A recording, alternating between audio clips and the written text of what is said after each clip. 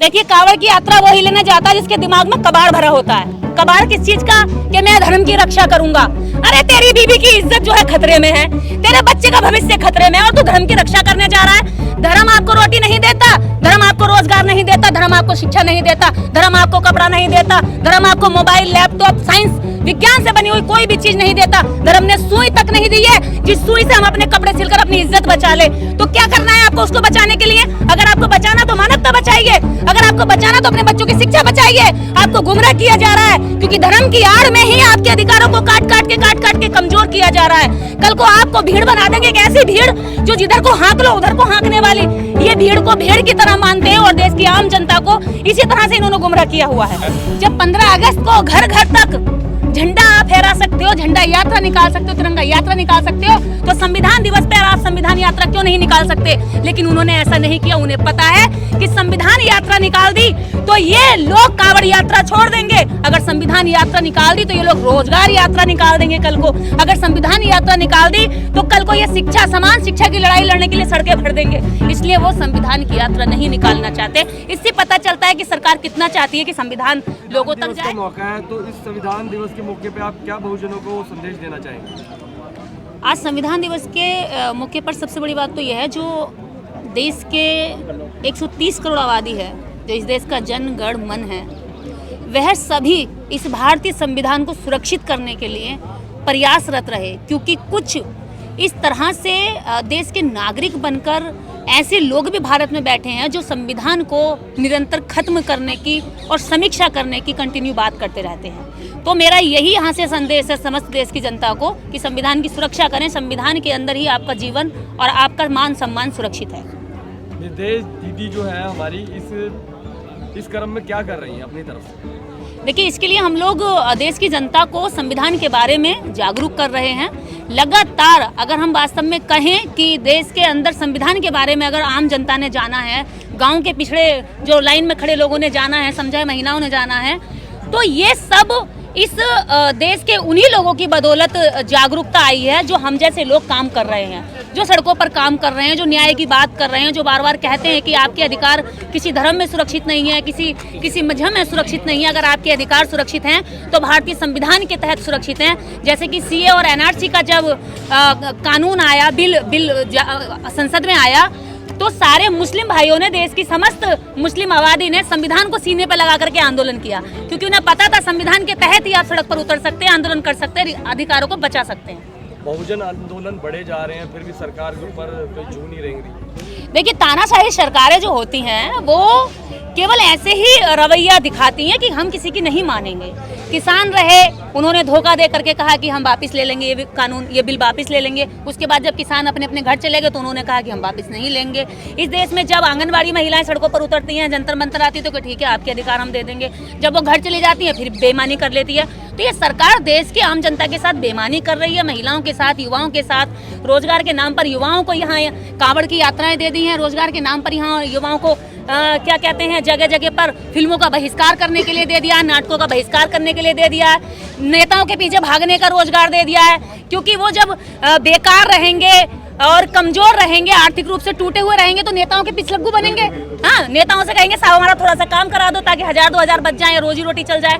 तो क्या ये देश के युवाओं के एक तरह से इस तरह का कुंठित जनता बना देना चाहते हैं जो कल को अपराध भी करे? जब रोटी की भूख लगेगी तो आदमी रोटी छीनेगा, जब वो कमाने के लिए उसको रोजगार नहीं होगा तो वो रोटी छीनेगा, चोरी करेगा, डकैती करेगा, चोरी डकैती करते देख लिया तो कल को वो मर्डर भी करेगा।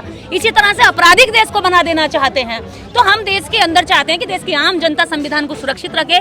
इसी संविधान के तहत आप अपने आंदोलन कर सकते हैं और आप इसके तहत सुरक्षित रह सकते हैं। क्या आपको लगता है संविधान सुरक्षित हाथों में नहीं है? देखिए, संविधान अगर सुरक्षित हाथों होता तो आज देश के अंदर 130 करोड़ आबादी मीडिया के माध्यम से, चैनल के माध्यम से, अखबारों के माध्यम से संविधान दिवस मना रही होती और देश की सरकारें संविधान की प्रस्तावना की आज सीने पे हाथ रख के संविधान प्रस्तावना का पाठ कर रही होती।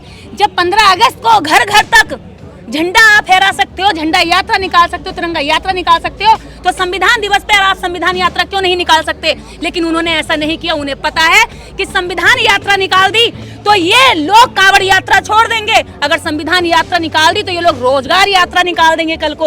अगर संविधान यात्रा निकाल दी तो कल को ये शिक्षा, समान शिक्षा की लड़ाई लड़ने के लिए सड़कें भर देंगे। इसलिए वो संविधान की यात्रा नहीं निकालना चाहते। इससे पता चलता है कि सरकार कितना चाहती है कि संविधान लोगों तक जाए। आज 76 वर्ष हो गए।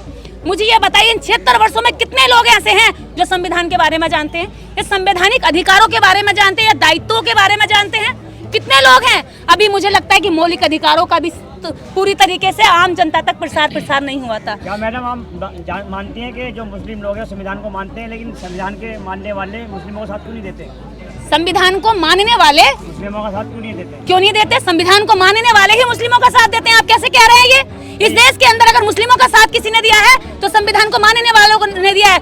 जितने भी देश के अंदर शाहीन बाग बने, जितने भी महिलाओं के मंच लगे, मैं संविधान को मानने वाली निर्देश सिंह इस देश के लगभग 150 शाहीन बागों को संबोधित करके आई हूँ। और देश के अंदर जितने भी लोग उनके साथ खड़े हुए वो सारे संविधान को मानने वाले लोग थे। जो उनके विरोधी थे, जो संविधान को नहीं मानते थे, वो तो उन्हें बिरयानी के ऊपर बदनाम कर रहे थे, 500 रुपए के ऊपर बदनाम कर रहे थे, औरतों को बुर्के के अंदर बदनाम कर रहे थे। देश के अंदर अगर मुस्लिमों के साथ कोई खड़ा है तो संविधान को मानने वाली जनता और वो देश का सच्चा नागरिक खड़ा है।